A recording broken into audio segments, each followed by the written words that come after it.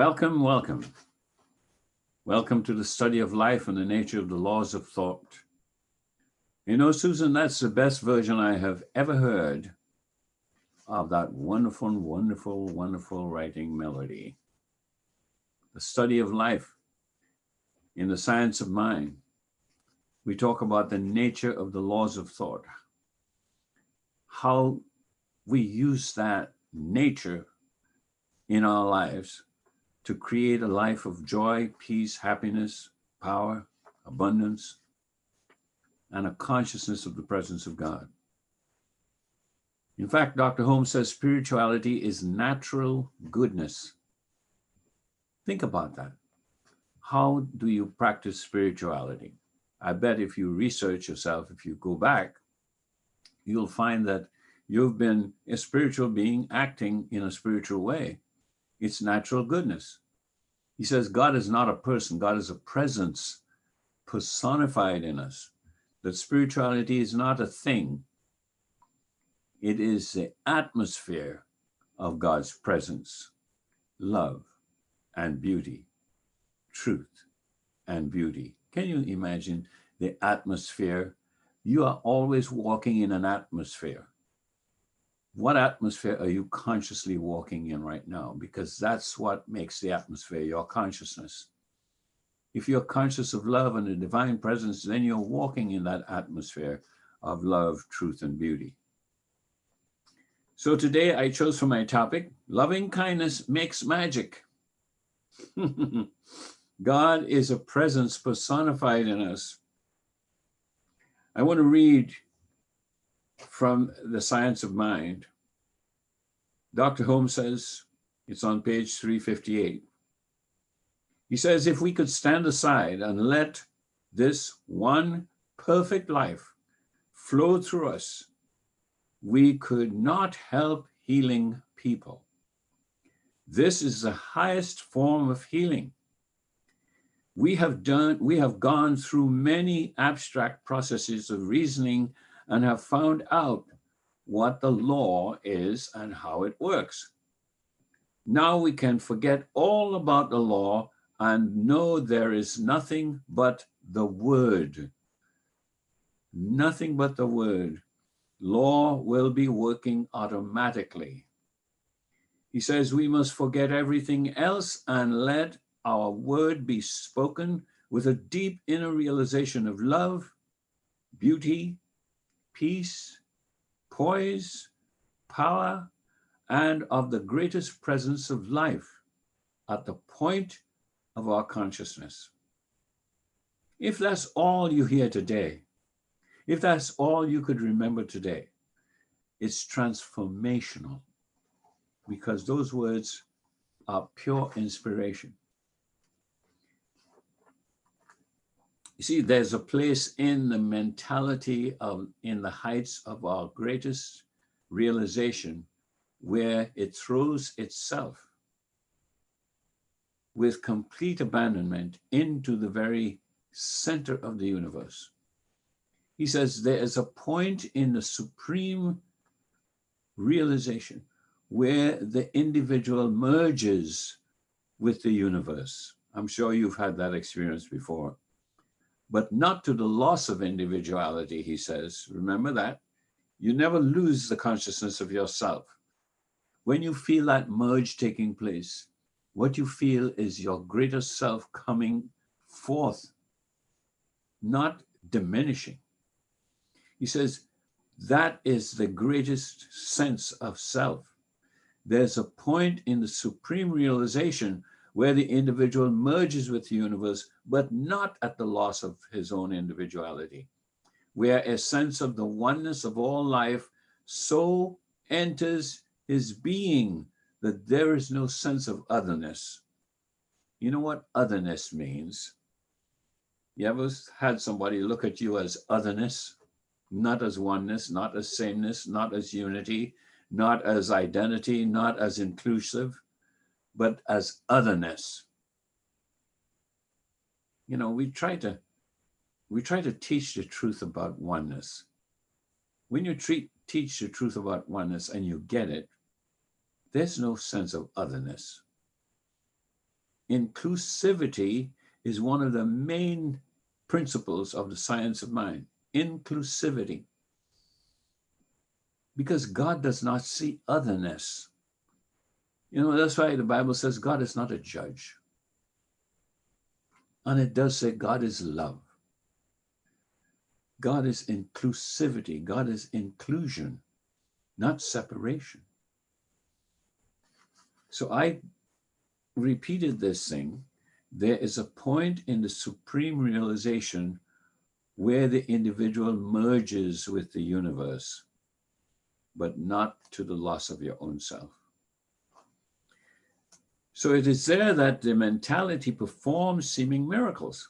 Because if you want to really perform a miracle, if you really want to do something, it doesn't have to be called a miracle, but it looks like a miracle and it feels like a miracle. He says, it is there that the mentality performs miracles. Because there is nothing to hinder the whole from coming through. When you practice inclusivity, the whole comes through. All of it, all of the power of God comes through. All of the presence of love comes through. All of the presence of the divine essence comes through. We can do this only by providing the mental equivalent of life. What's a mental equivalence of life? The larger life, the life that is all-inclusive, the life that leaves nothing out. You see, because everything begins with life. God is the original life. You and I are made in the image and likeness of God. That means that we are made like unto. Because the likeness of in the scriptures, correctly interpreted, means like unto. So you're made just like what made you. I think that's a great thought, because I think of God as the essence of all goodness, essence of all beauty, the essence of all love, and the essence of all the greatness that my mind could come up with. And I am made in the image and likeness of that. Do you realize who you are? Do you realize that that's almost like magic, that you really cannot create that? It's something that manifests that you cannot physically or mentally create. Spiritually, you can realize it, but you can't create it. We can do this only, it says, by providing the mental equivalence of life, which I asked what about that. And that is by dwelling and meditating upon the immensity of life and the fact that as vast, as immense, as limitless as it is, the whole of it is brought to the point of your consciousness.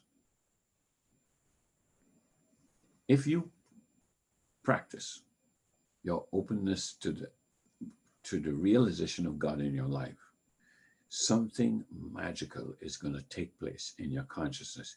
You're going to awaken to a sense of the immense limitlessness of the love of God. You know, there's an old song I used to sing before I found Science of Mind. We used to sing, "The love of God is greater far than tongue or pen can ever tell. It goes beyond the highest star and reaches to the deepest hell. O love of God, how great, how and far, how great thou art." This realization has no end to it.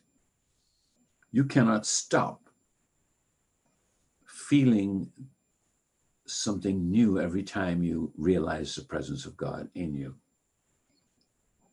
That is what makes spiritual mind treatment work.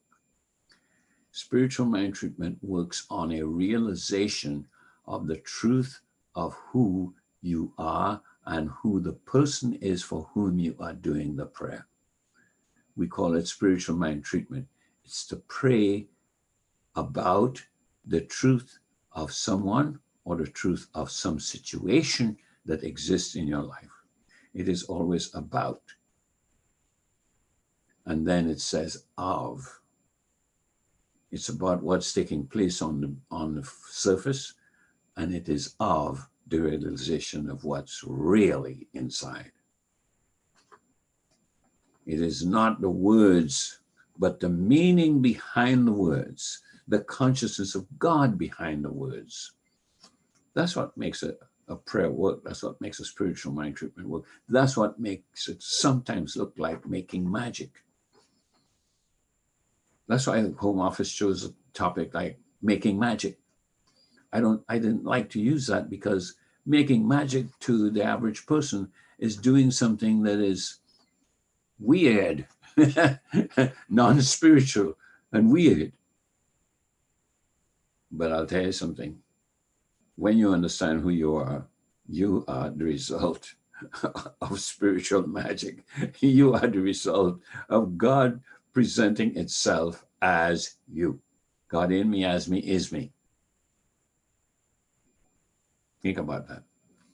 I am not God, but God is in me, as me. I cannot be God, but I can be one with and one of. Because if I could be God, then I would be causing a feeling of separation instead of embracing a feeling of oneness. The feeling of oneness recognizes that at one point there was a feeling of more than oneness, or less than oneness, if you will, and that those two things come together and they become one. So there's oneness. Oneness is a realization that there isn't another. That's what makes that thing work. You see, when you are convinced of the truth of your oneness, you have acquired what is called the Christ consciousness. That's the main thing that Jesus came to teach. And that's why he says, the Father and I are one. And he said, you are my brothers and sisters, and greater things than I have done, you can do, and you will do. And you know what? They have been happening. Those greater things are happening now. While you're listening to this service and you're looking at me and listening to the words I say and listening to what you're saying inside of you as a result of what I say outside of you, that's greater than what Jesus did when he was on earth as a man, as a human. And he knew that he was more than what appeared to be a physical person. That's why on the cross he says, Father, forgive them. They know not what they do. They don't understand what they think they are destroying. They are not. They don't really realize that I'm never going to be dead. They can't get rid of me by simply crucifying my body. They don't know what they're doing. Forgive them for the intent of what they think they are doing. There's so many ways in which to look at what the greatest teacher, the greatest spiritual teacher in the world has ever seen, is Jesus. So as I said, when you are convinced of the truth of your oneness, you have acquired the Christ consciousness. You become filled with a joyful intention for life, and that works intentionally, not randomly. Let me say that again. When you are filled with a joyful intention for life, and that works internally, it does not work randomly. It works deliberately. God does not create randomly. God does not create randomly. There is a point. This I read earlier for you. There is a point in the supreme realization where the individual merges with the universe. And the universe is not spelled with a tiny little u. It's a huge, big capital U. You merge. Every day can be a holy opportunity to create through your consciousness. Every day. Every day is worthy of honoring spiritual realization and bringing into life a sense of divine love flowing through every thought that crosses your thinking. That's the power that you have. That's the being that you really are. But until you realize it, you're not using it to bring you joy, peace, happiness, power, poise, and a presence that blesses everyone around you. Albert Schweitzer said, to learn how to think is to learn how to live. So if you really want to live an enhanced life, an enhancement comes as a result of something internal, not the gathering of external material things. That comes after the enhancement. The enhancement is a realization of the self as a true spiritual center where the presence of God is present. To learn how to think is to learn how to live. Indeed, one's sense of aliveness becomes heightened through realization, through realizing the inner hidden truth, which takes you into the supreme moment of oneness, of all life, where there is no otherness. No otherness. The Christ consciousness, that's what that is. Loving kindness makes magic. That's my title. Loving kindness makes magic. If we could stand aside and let this one perfect life flow through us, we could not help healing others, healing people. This is the highest form of healing. This is in the science of mind. We comprehend the infinite only to the degree that it expresses itself through us, becoming to us that which we believe it to be. Page 358. We comprehend the infinite only to the degree that it expresses itself through us. If it's not expressing itself through you, there is still a lack of comprehension. There's still not a full realization. We still need to practice more, to learn more, to meditate more, to read more, to find out more of the great unity that expresses itself in variety, and the great variety that comes out of unity, out of the one. So we daily practice in our meditation the realization of life, where there is nothing to hinder the whole from coming through. Back to page 58. The whole of life is brought to the point of our own consciousness. Think about that word, that phrase. The whole of life is brought to the point of our own consciousness. That's an enormous, that is so big you can't even begin to pull it apart and dissect it.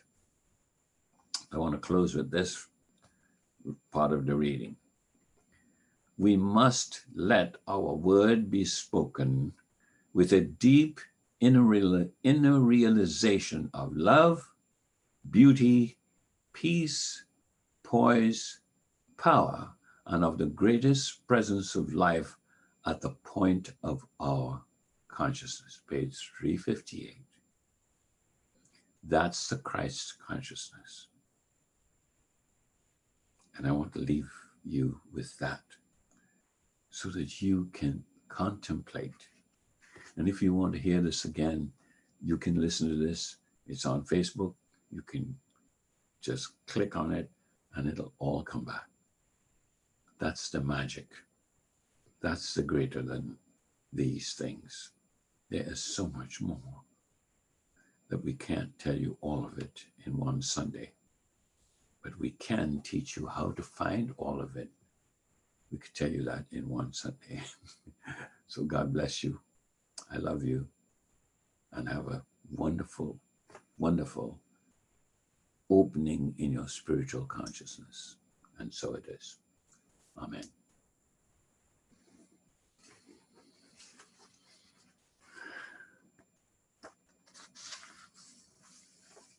So, I mentioned something about spiritual mind treatment and how it works.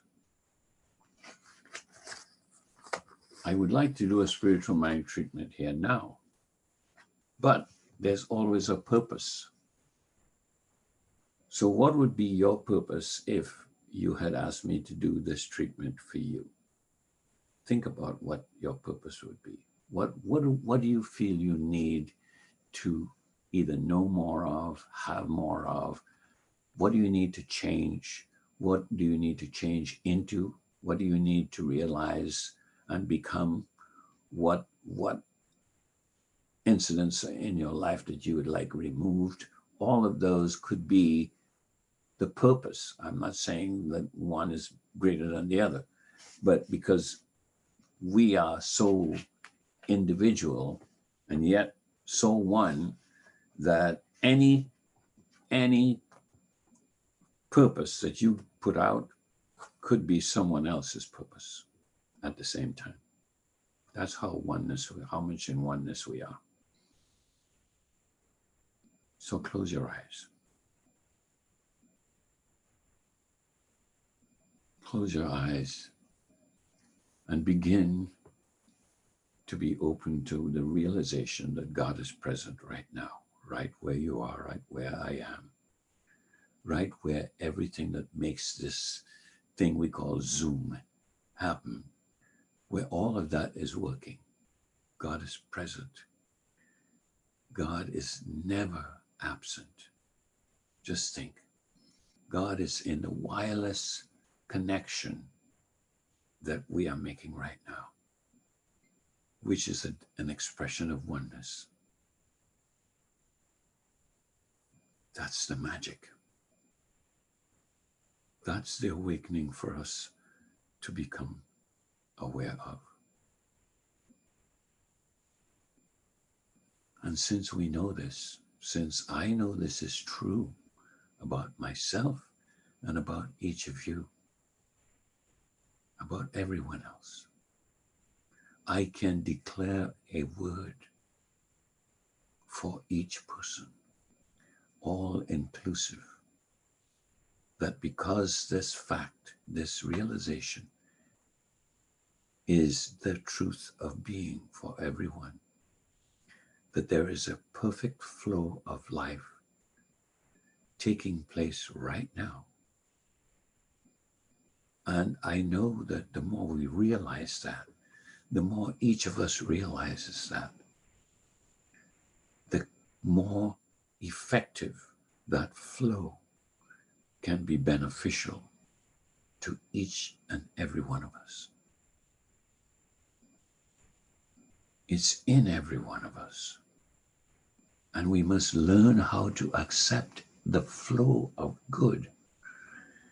You bless every heartbeat, every pump that wonderful heart does to push blood through those veins, arteries, and capillaries, from the crown of your head to the soles of your feet.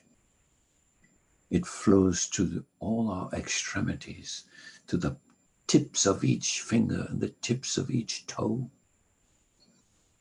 All over us is this life flow that is taking place right now.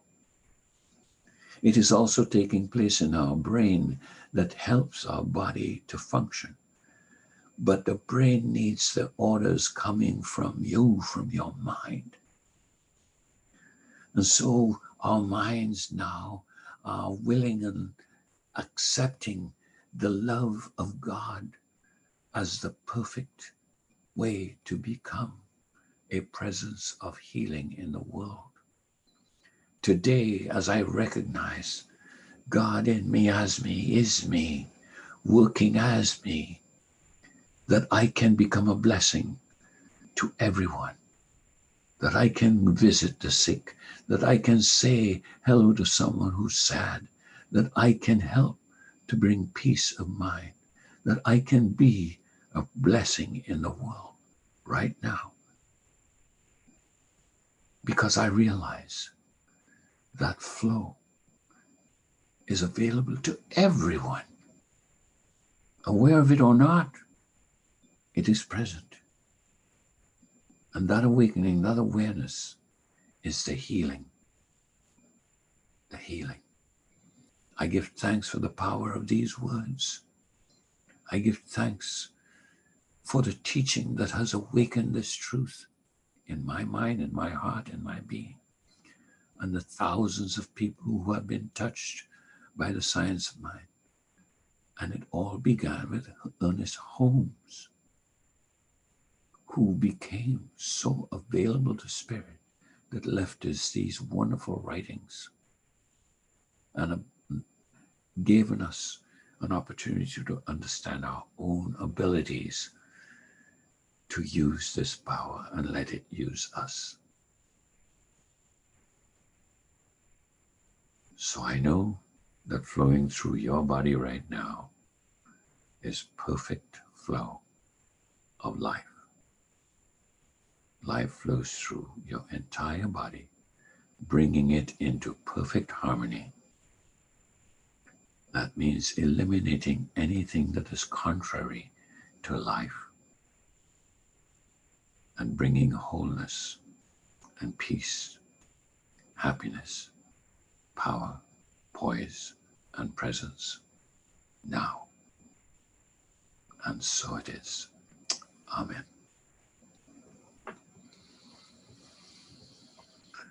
Yes. So thank you. We have